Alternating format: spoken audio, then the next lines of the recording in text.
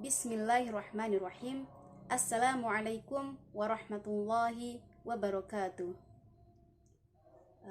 Toib, yang terhormat kepada Ustadz Rahmat Satria Dinata Al-Magistir selaku dosen pengampu pada mata kuliah Ilmu Lughah An-Nafsi. Baiklah, nama Niswatin Humairah, NIM 2014020051. Pada video kali ini saya akan membahas materi tentang gangguan berbahasa. Gangguan berbahasa ini secara garis besar dapat dibagi menjadi dua. Yang pertama yaitu gangguan akibat faktor medis dan yang kedua akibat faktor lingkungan sosial. Maksud dari faktor medis adalah gangguan kelainan alat-alat bicara. Nah, sedangkan yang dimaksud dengan faktor lingkungan sosial adalah lingkungan kehidupan yang tidak alamiah manusia.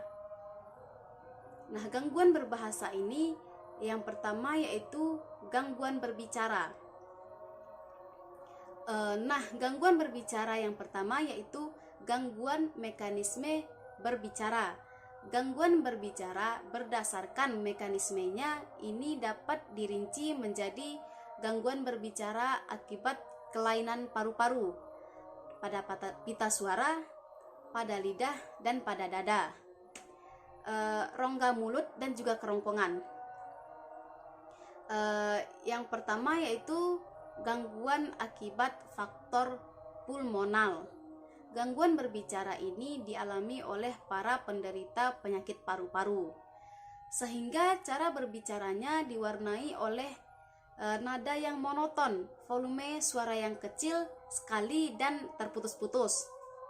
Nah, yang kedua yaitu gangguan akibat faktor laringal. Nah, yang dimaksud dengan faktor laringal itu gangguan pada pita suara, menyebabkan suara yang dihasilkan menjadi serak atau hilang sama sekali. Yang ketiga yaitu gangguan akibat faktor lingual. Pada orang yang terkena stroke dan badannya lumpuh sebelah, maka lidahnya pun lumpuh sebelah. Oleh karena itu, cara berbicaranya juga akan terganggu oleh menjadi pelo atau cadel dan kurang jelas. Nah, gangguan berbicara yang keempat yaitu gangguan akibat faktor resonansi. Gangguan akibat faktor resonansi ini menyebabkan suara yang dihasilkan menjadi bersengau. Pada orang sumbing misalnya suaranya menjadi bersengau atau bindeng. Contohnya seperti kata, biasanya kita menyebut kata ATM menjadi ATM, seperti itu. Jadi suaranya bindeng atau tersengau. Gangguan berbicara yang kedua yaitu gangguan akibat multifaktorial. Gangguan ini dibagi menjadi tiga. Yang pertama yaitu berbicara serampangan. Berbicara serampangan atau sembrono adalah berbicara dengan cepat sekali, dengan artikulasi yang rusak, ditambah dengan menelan sejumlah suku kata. Contohnya seperti kata kemarin pagi saya sudah beberapa kali ke sini. Nah, menjadi kemarin sudah berkali ke sini. Jadi artikulasinya tidak jelas gara-gara terlalu cepat mengucapkannya. Yang kedua yaitu berbicara propulsif.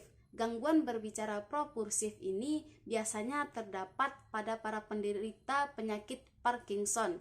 Nah, para penderita penyakit ini biasanya bermasalah dalam melakukan gerakan atau tidak sesuai dengan apa yang dikatakan dan apa yang digerak dari tangan tersebut.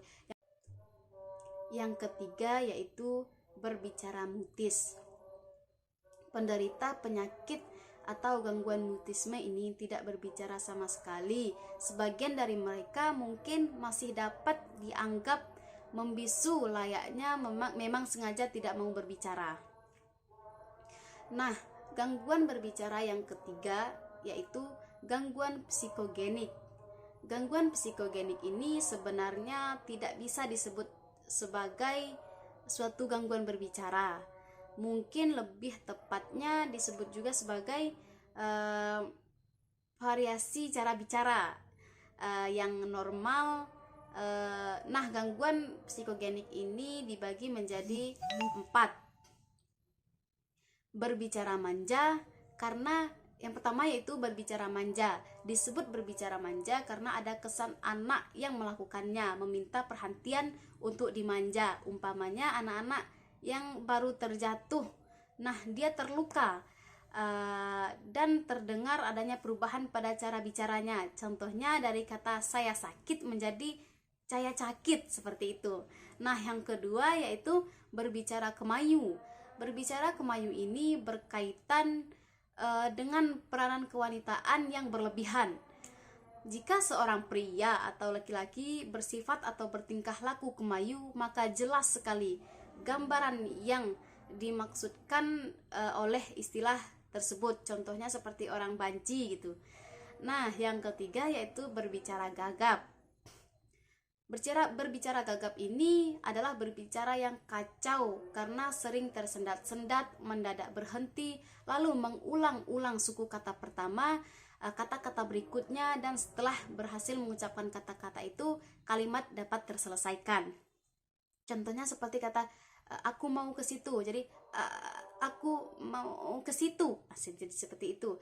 Yang menyebabkan terjadinya gagap ini belum diketahui secara tuntas, namun hal-hal berikut dianggap mempunyai peranan dalam menyebabkan terjadinya kegiatan yang pertama yaitu faktor-faktor stres, yang kedua pendidikan anak yang terlalu keras dan ketat dan membentak-bentak, yang ketiga adanya kerusakan pada belahan otak yang dominan, yang terakhir yaitu faktor neurotik familial. Nah, berbicara yang keempat yaitu adalah berbicara latah. Latah sering disamakan dengan ekolala, yaitu perbuatan membio atau menirukan beo atau menirukan yang dikatakan orang lain. Tetapi sebenarnya latah suatu sindrom yang terdiri dari curah verbal repetitif yang bersifat jorok dan gangguan lokomotorik yang dipancing.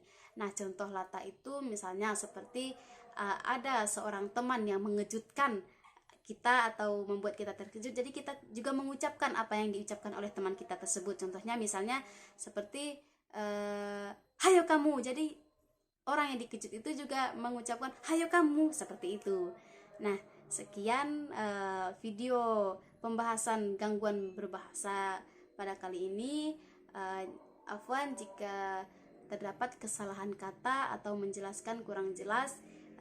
Kepada Ustadz saya terima kasih. Wassalamualaikum warahmatullahi wabarakatuh.